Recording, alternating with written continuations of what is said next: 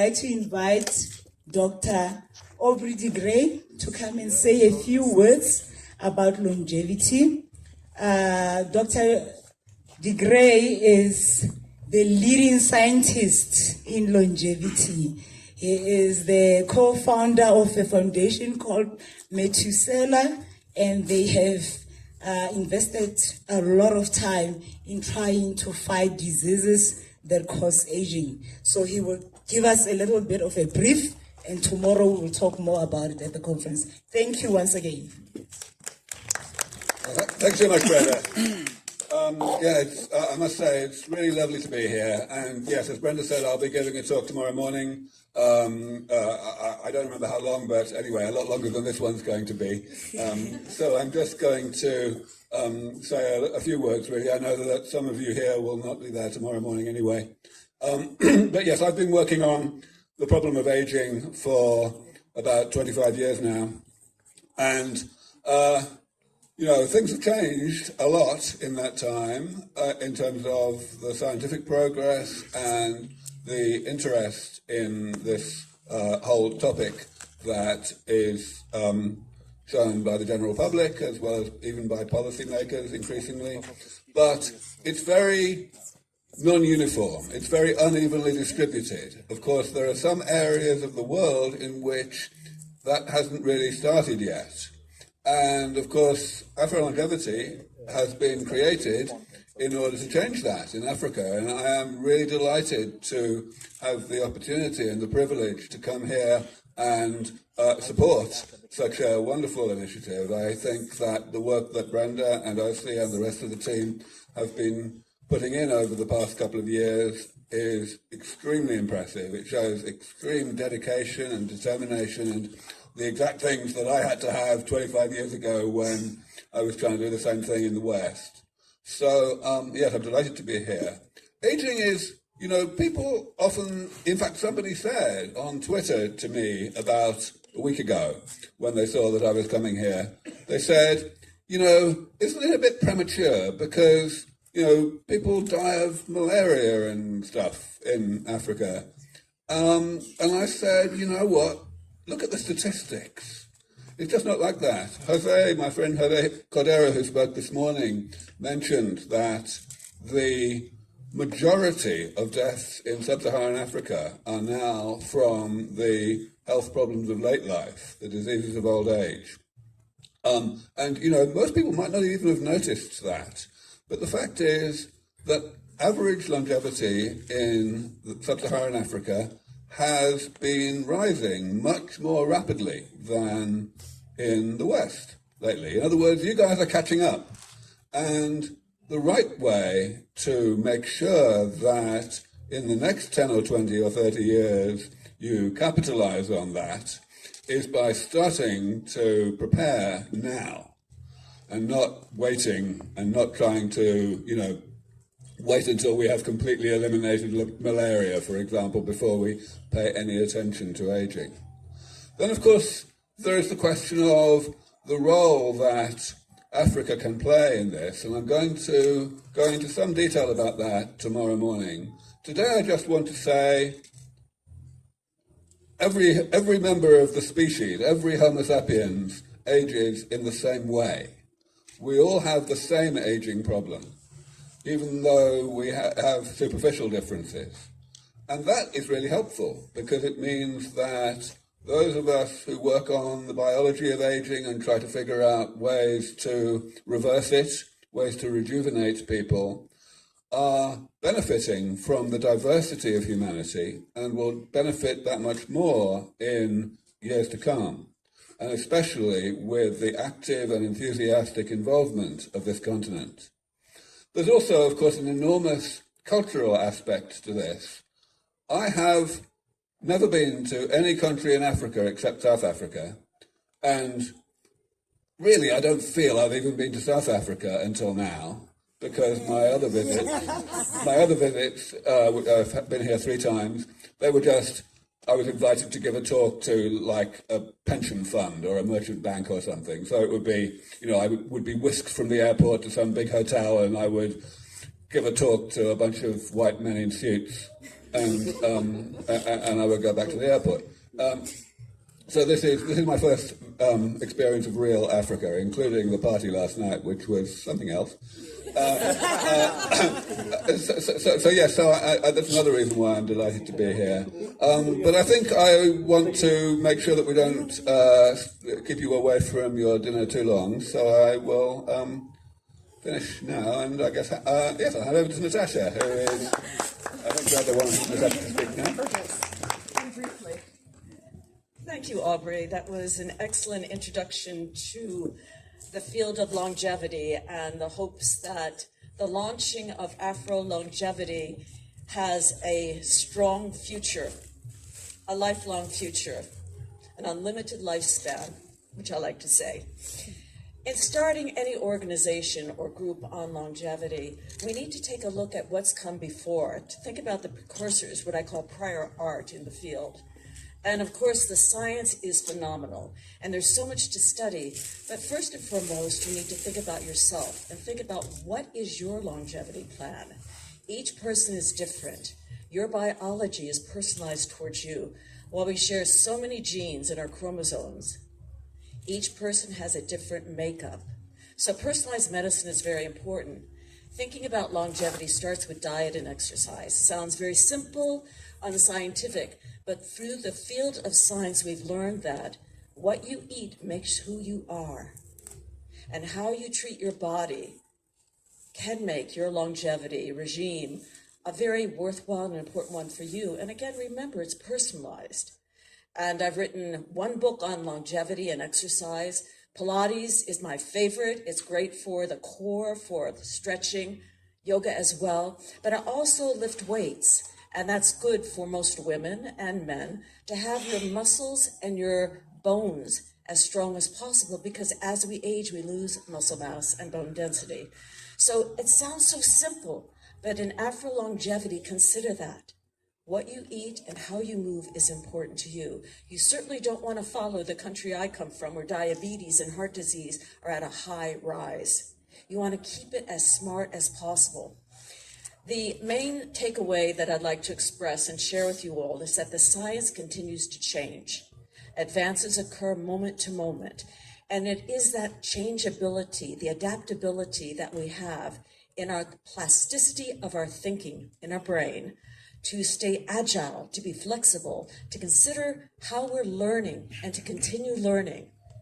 I continue learning, no matter how many degrees I acquire or successes or failures.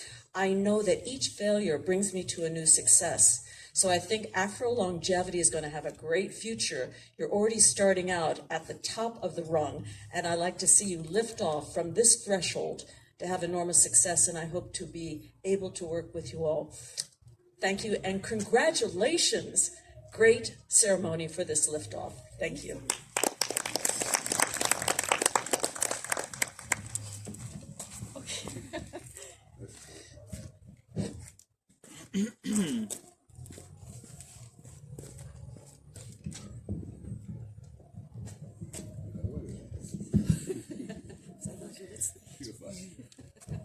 Okay, so our protocol duly observed. I wish to thank all of you for making out time to be here today, especially our CEO. She's a very hardworking and a selfless leader. And I always tell people that she is one of the best CEOs I have ever met in my life. So, and when we started here at TAFFD, she was so passionate about her beloved country, South Africa. And that for me means a lot. And if you look at it critically, you will think about how we see ourselves. I mean, a Nigerian and a South African.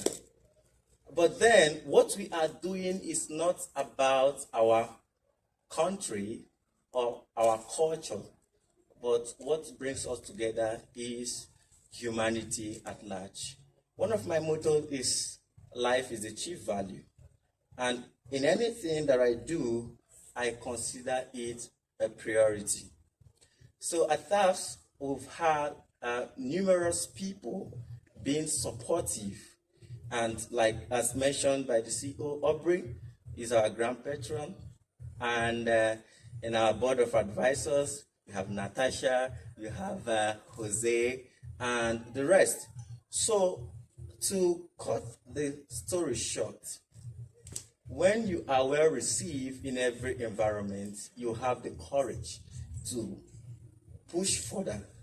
And as a result, I would like to thank the Northwest Tourism for their homely welcome and support. Then on Afrolongevity, I will explain it from personal experience. But I mean, we all must have lost a beloved one. We know how we feel. And in different African countries, in South Africa, I don't know the stigma that people who suffer Alzheimer passes through.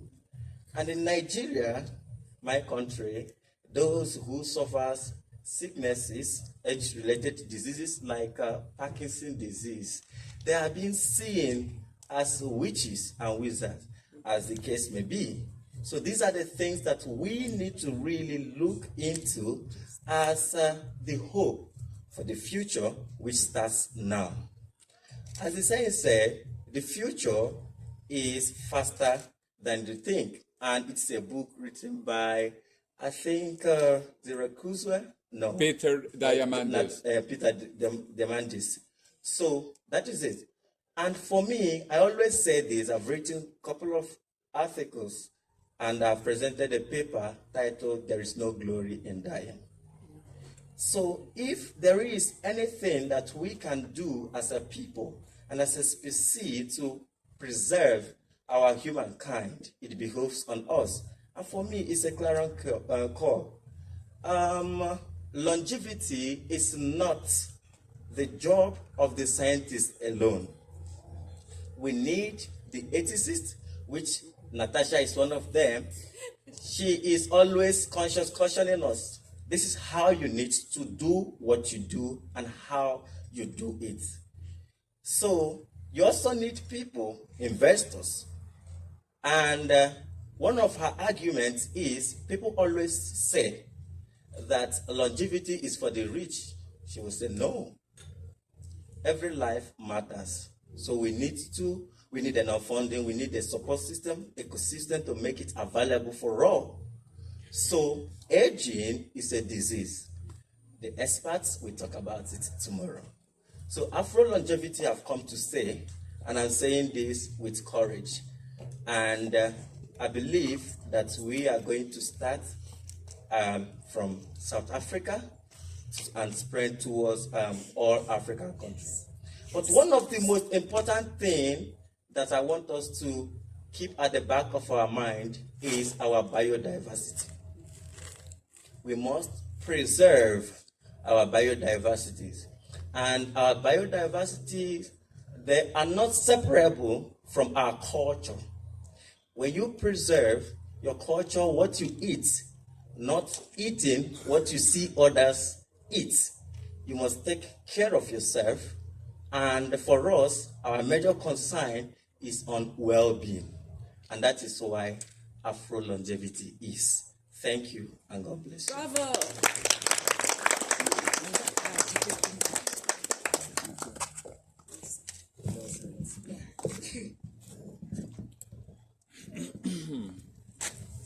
Thank you all for such wonderful motivation and words. And I think Afrolongevity has got an amazing future. And I think with all of us sitting here, I would like to emphasize the fact that with everything that we do, collaboration becomes key. We need collaboration from academia. All these educational institutions that are in South Africa, they've got research labs, they've got all of that. We need them to participate in this because we need things that we implement to be thought through, and we need to make sure that they are supported by research. We need government without policymakers, some of these things we'll talk about them, but they'll never get off the ground. So we really need government to come forward and support some of these innovation, be it science, be it technology. We really need it. But we also need private sector, because where are we going to find the money? So we need those people to come on board and support this. But the community at large, without us, the people, without the community, who are we even doing this for? What are we even doing? So it has to be beneficial to all of those stakeholders. So everything that we do, it has to be with that in mind. And it is because of that collaboration that we think it is key that we've had the support that we spoke about earlier on. So I would like to invite someone from the tourism board, Ntate Motshekwa, to come and do the closing remarks so that we can start eating, drinking, and partying.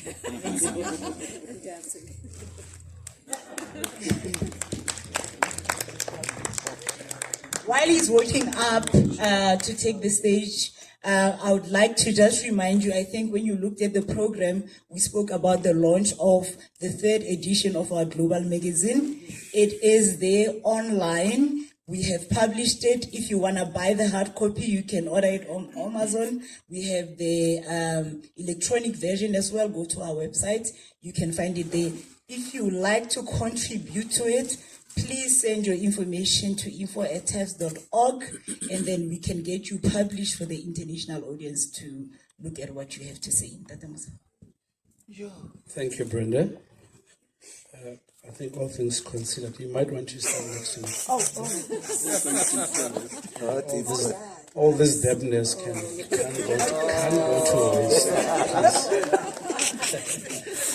Ladies and gentlemen, as the man standing between your dinner, I am going to try to be very quick and synoptic in my presentation of this item. I had prepared an hour speech, but I've been advised to say, no, it might, work against my longevity. So I'll be very quick. As mentioned, my name is Mpho Motshekwa. And I'm part of a collective within Northwest Tourism Board. And maybe, perhaps, for colleagues who might not know what the Tourism Board is and what is it that we do, part of the work that we do gravitates around tourism planning, destination marketing, and hospitality training to a very large extent. We have 2 beautiful hotels, hotel schools, one in Mahikeng and one in Taung. And I'm hoping, one of the conferences we'll go there.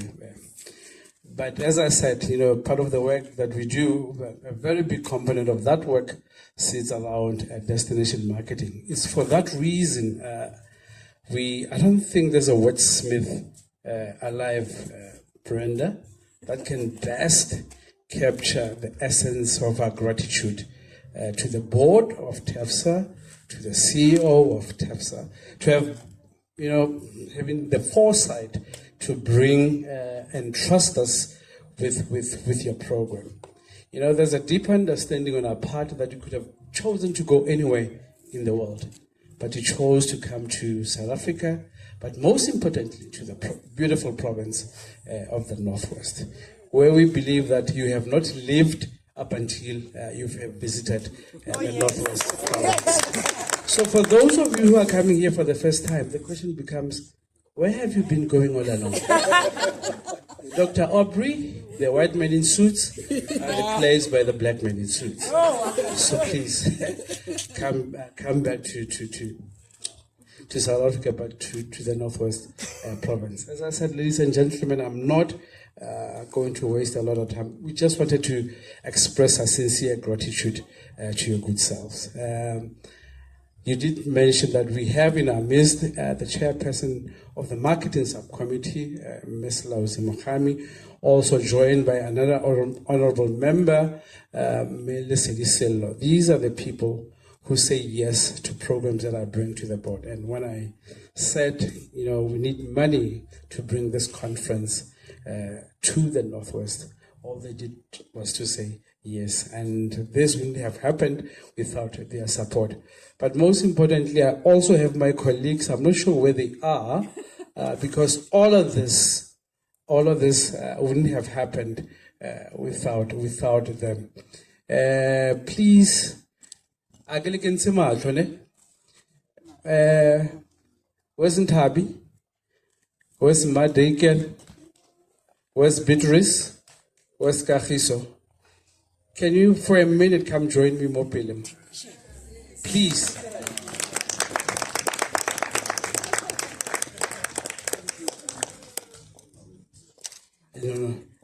Look, the temptation is so great for me to want to take, to say, all of this is me. All of this, I'm working against that. But something says, I want to say all of this is me, but honestly, ladies and gentlemen, without these people, this wouldn't have been possible. So please, don't clap for me, clap for them. Brenda, I think that takes care of my part for the evening, except to say I would be failing in my responsibilities if I were not to impress upon you to go to the conference tomorrow. I think, there's a lot that is going to happen tomorrow. The launching of the hub in our province, this is something that, when you talk about leaving a legacy, for us, that is that legacy. Because they say winning is a science of being prepared. Yes. And part of you being here for the last 3 days is that preparedness for us as a destination. Because the kind of tomorrow that we want started yesterday. And I was happy because most of the people at the conference were young people. Then it says that our future is in good hands. If the deliberation and the interaction that took place for the last 2 days is anything to go by, then we're in good hands. Ladies and gentlemen, thank you very much. If I have not mentioned your name, please pardon me, but come to the conference tomorrow. Thank you.